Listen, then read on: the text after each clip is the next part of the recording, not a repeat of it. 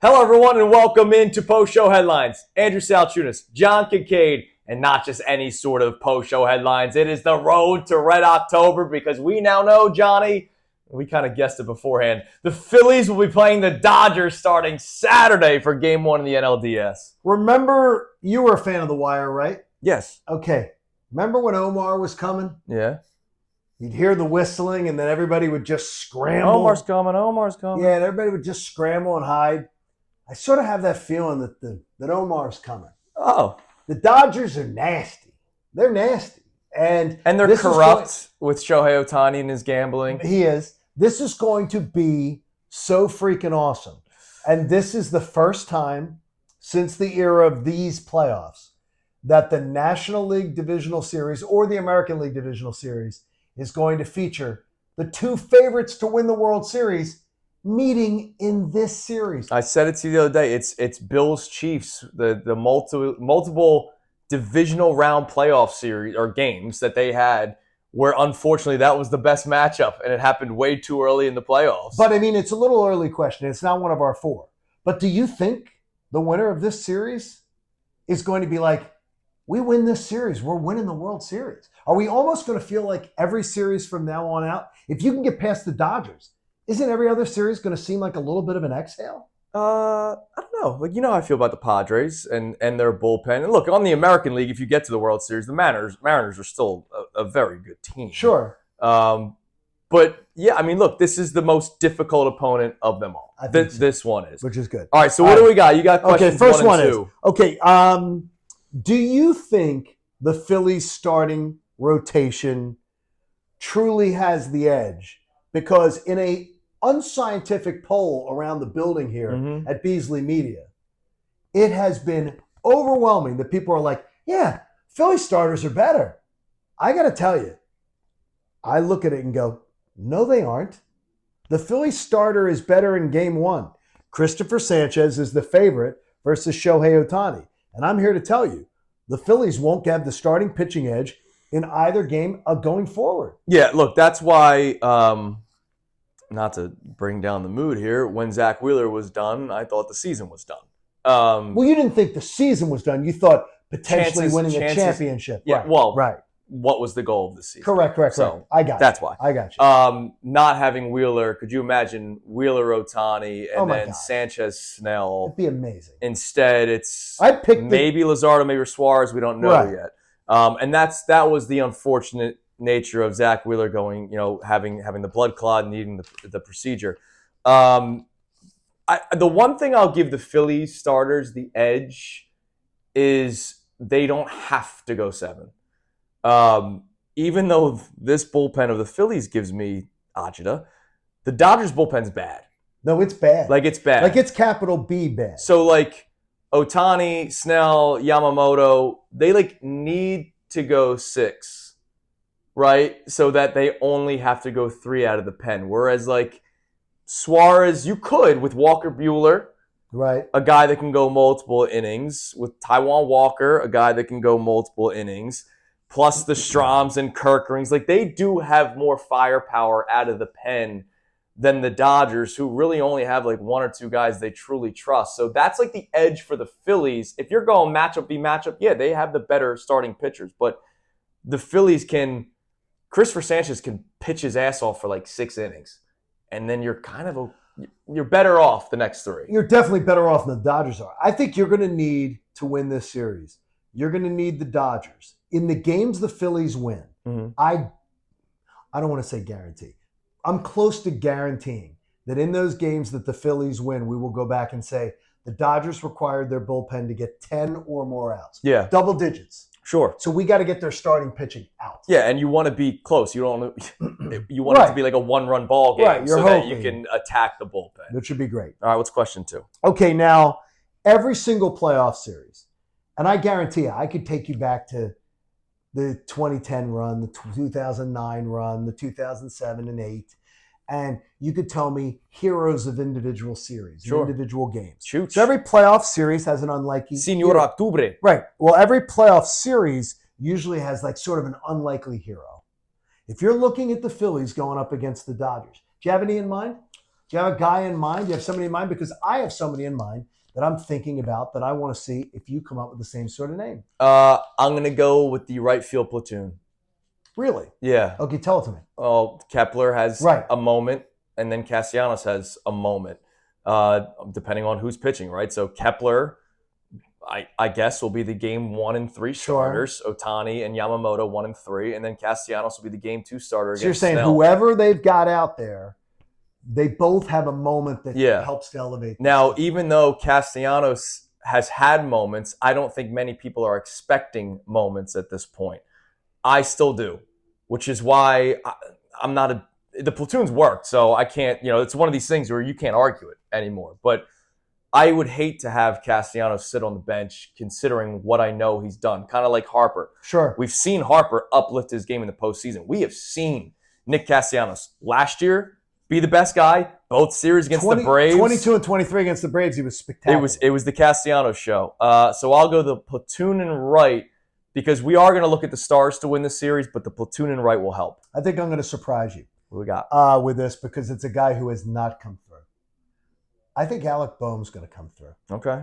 I think Alec Boehm, a guy that really has, in fact, been known more for playoff frustration, is going to be a guy who finally matures and comes through in some big spots. I think Alec Boehm will deliver 1 or 2 moments in this series that we go, wow. That was the Boehm at bat. Yeah. There's Boehm at bat. The Boehment. That we're waiting. And it could only be, he may hit 250 for the series. Sure. But it could be 2 clutch hits, 2 opportunities where he comes through. And it may not be a home or something like that.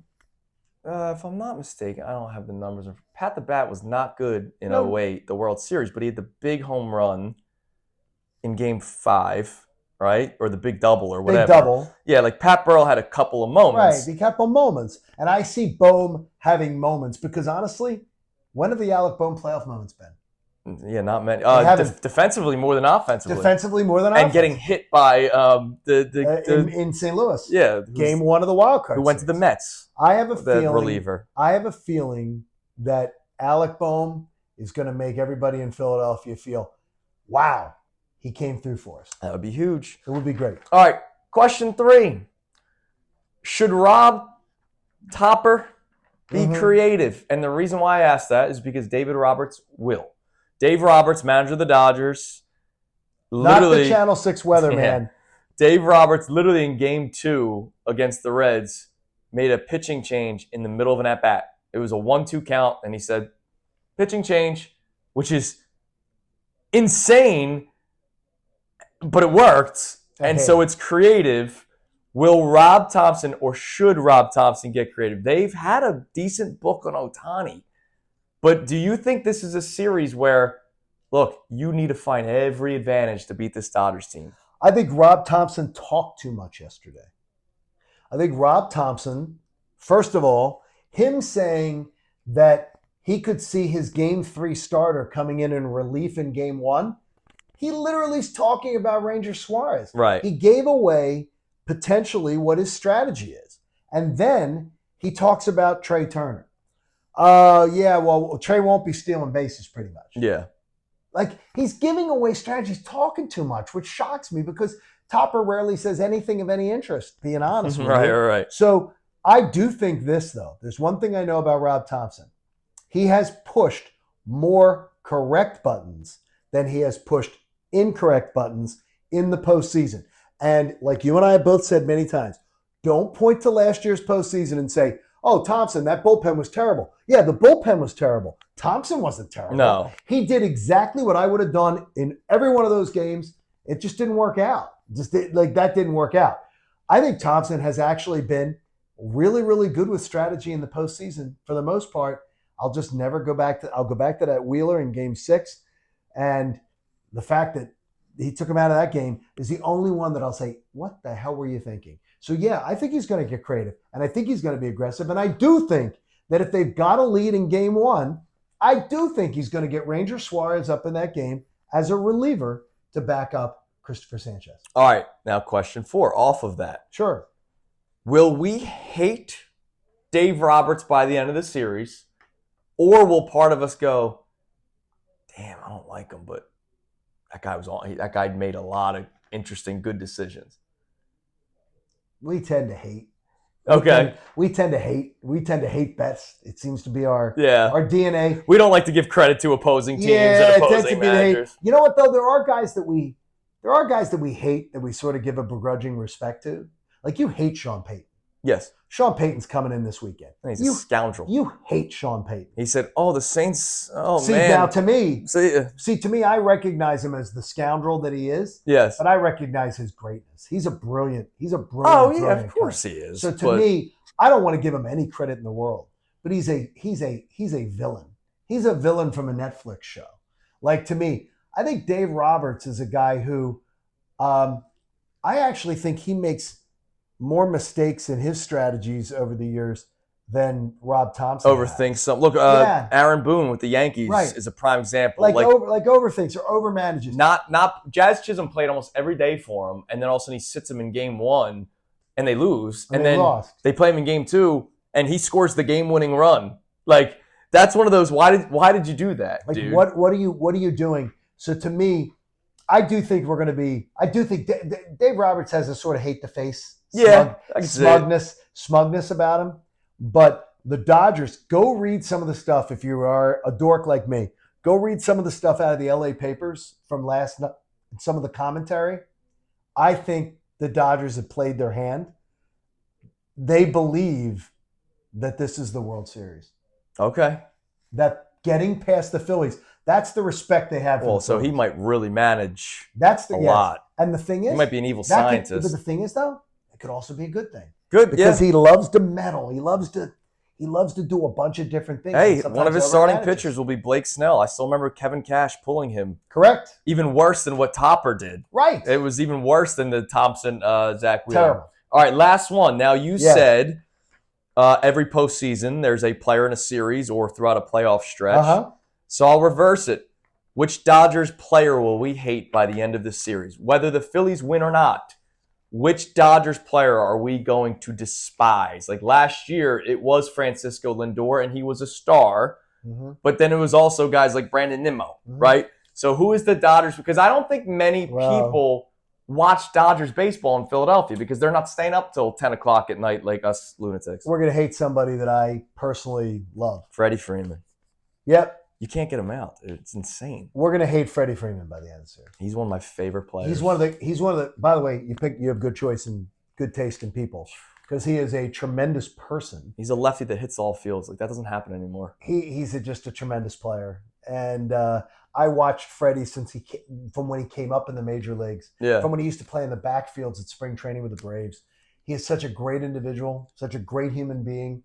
But I promise you, I will cuss him out. I'll hate him this series. I will never be able to hate him personally. But, yeah, I think Philadelphia will learn to hate Freddie Freeman. And last year, boy, he went nuts. Yeah, he went nuts in the World Series and everything. Did. And he was – And while he was hurt last year, right? He still played through it. Yeah. I'll give you Kike Hernandez. Kike Hernandez. The reason why he is a playoff uplifter. Frenchie. Sure we talked to Jeff Francoeur today. Check it out, 975thefanatic.com and the YouTube channel.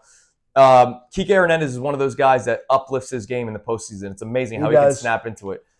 But again, as I said, not many people, not all of you, watch Dodgers baseball throughout the year.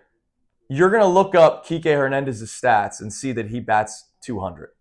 And then go. And then he's going to go 2 for 4 in a game. And drive in a run, and plus he's got a swagger to him. He's gonna have a 9-pitch at bat. Yeah, and you're gonna be like, how come you can't get this guy out? It's 205. But in the playoffs, when he was with the Red Sox, when he's with the Dodgers multiple times now, he's one of these guys that just uplifts his game.